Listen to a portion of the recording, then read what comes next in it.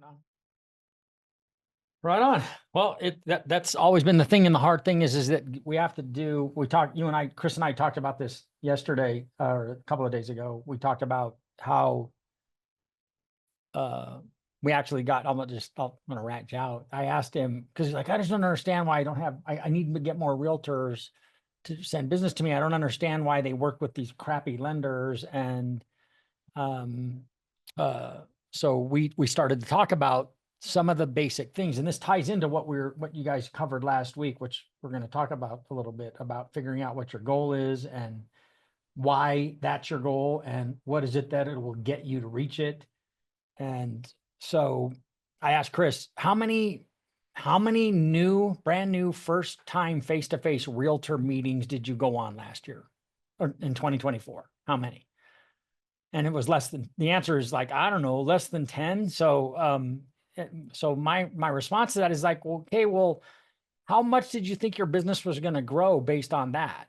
And not much is the answer, right? Like, well, not much. And so we all want it to work. But we do have to, now it has to be the right stuff. I watched I watched the Coffee for Closers for Mike last week, this morning, when I got up so that I knew what he was covering. And if you're going out on sales calls, this is where Mike can be a big help. When going out on sales calls and you just keep striking out, you don't want to keep doing that, right? It's just, I keep striking out. It's doing something different so that you can get a better result. Obviously, that's part of the equation. But at the end of the day, it's always going to be sales activity produces results, right? We all know that. And we can sit back and go like, I don't understand why all these real estate agents work with so many shitty lenders. Is like, okay, but what are you doing to communicate value to that agent? And that's really what it comes down to, is how many of those agents, because that's where all the top producers that we see if you look at their production records, they have a lot of real estate agents that are referring them. They work with a lot of the same real estate agents over and over and over again.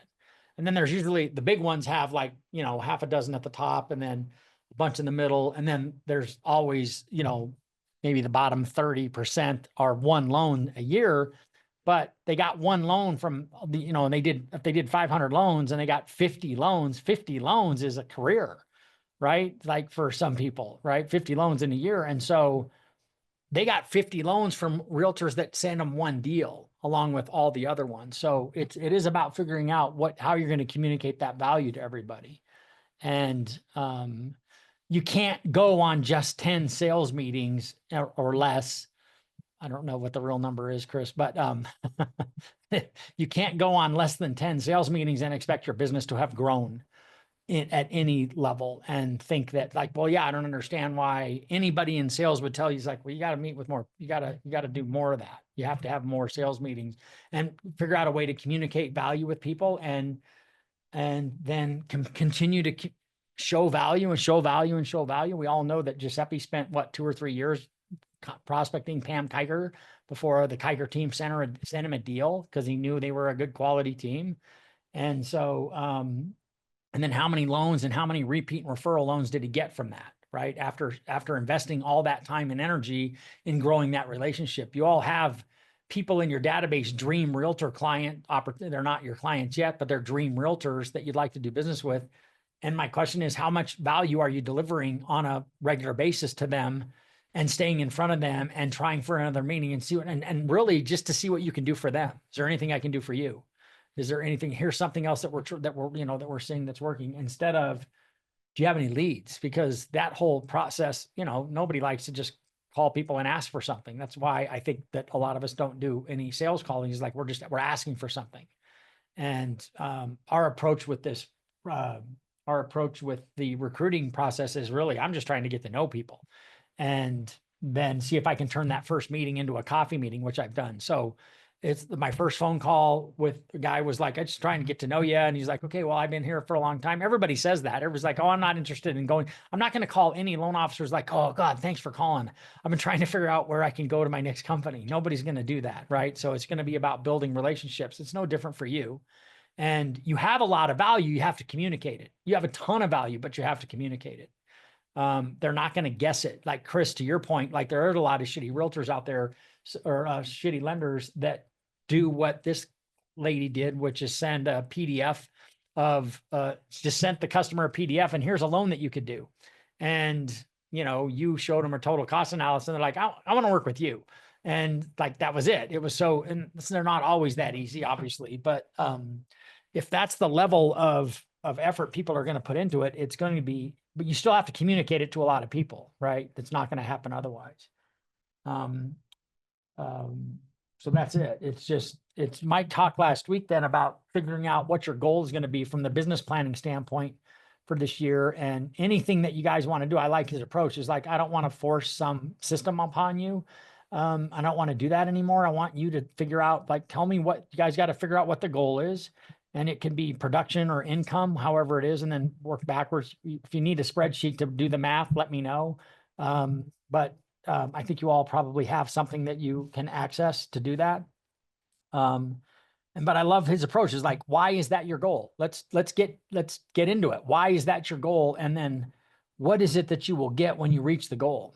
Right. So that I understand, it's a really good point. Understanding your why behind it makes it a lot easier, instead of just thinking, oh, I want to close 100 loans and because it would be cool to close 100 loans. It's like, well, yeah, it would be cool, but why is that cool? What would be cool about it? What would you be able to do? And how would that change you? What would that get you besides the money? It's got to be more than just the money. And so, and then what is it you're willing to commit to? And then looking forward to sitting down with Mike, with each one of you one-on-one, or just you and Mike if you want to. And you know, I've been talking to you guys for, you know, I've been doing this for a long time. So however long you've been here, you've been listening to me all this time. It would be good to hear another voice, give you some of the same, give you a different perspective on how to approach it, and get his approach. Well, my guess is you're not going to hear a lot different than what we've talked about over the years, but to hear it from somebody else, what's the line? Even Jesus had to leave Nazareth to get people to listen to him. So it's having another voice, and the people who know you don't listen to you as much. Like, oh, okay, well, go listen to somebody else then, and see what they have to say. Mike's a really good guy. He's got great experience, smart, really solid sales background. And I really enjoy working with him. So I'm looking forward to, seeing where this goes. So we're coming up on Thanksgiving. We're not going to do a call next week, obviously, but did anybody watch the Darren Daily this morning? No, I was Did you happen about to see to. it? Pardon me? I was going to. So Okay, next, it's a good one. And it's talking about two things. It's talking about saying thank you more frequently, and it's talking about saying I'm sorry more frequently. And so when he does a really good job of talking about it. What I took away from it was things are pretty bumpy in the operations department right now, and people are making mistakes, and last minute issues that are popping up, which are always uncomfortable, and we all hate it, and it's not our process and it's not our system, and we definitely need to. I'm definitely addressing some of these issues head on with Kim, but what I want to make sure that you're doing is, and I don't think we do this enough, we expect perfection here. And we've said this forever. It's never going to be perfect, right? It can always be excellent, but perfection isn't something that we can attain. And if we think we can, then I'll go back to my reference of Jesus. Nobody's perfect except that guy, supposedly. So I'm not, and none of you are either. And so we all make mistakes, and we've all had mistakes happen to us. What I would encourage you to do, which will help a lot, is for you to, when there aren't any mistakes, when the closing goes well, to say thank you when a closing goes well. I don't think we do that very well.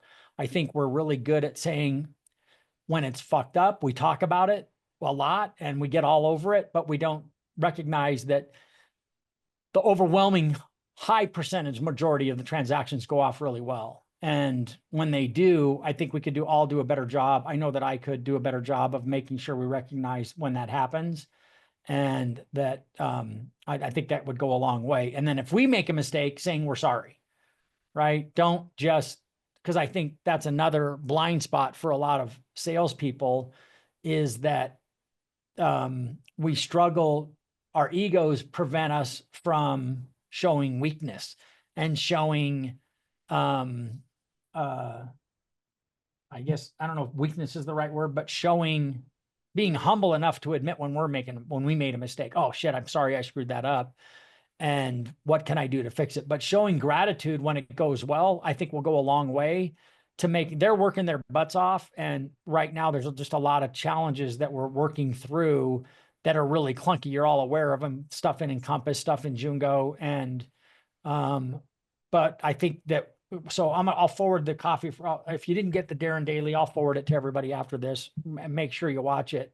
And then take that into consideration. Maybe put a Post-it note on your monitor to just remind yourself to remember to say thank you when it goes well. Thank the closing department, thank your processor, thank Kim, thank Renee, thank Chelsea, who's doing the closings right now. And she's in the middle of reasons Giuseppe's not here. We did on a Texas closing this morning.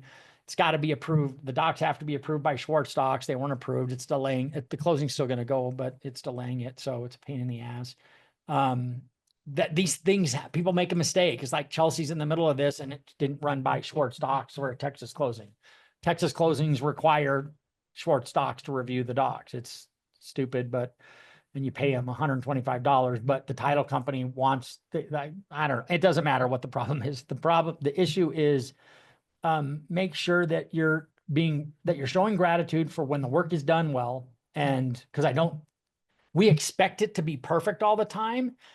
And then we don't say thank you because it is, right? And so it's like, oh yeah, we have another closing. It's like, hey, great job. Thank you very much. That closing went great. Everybody was really happy. I appreciate it. That goes a long way for everybody. So loop your processor, your loan officer, assistant, for those of you that have them, and start showing a little more gratitude. I think it would make a big difference for everybody. Okay.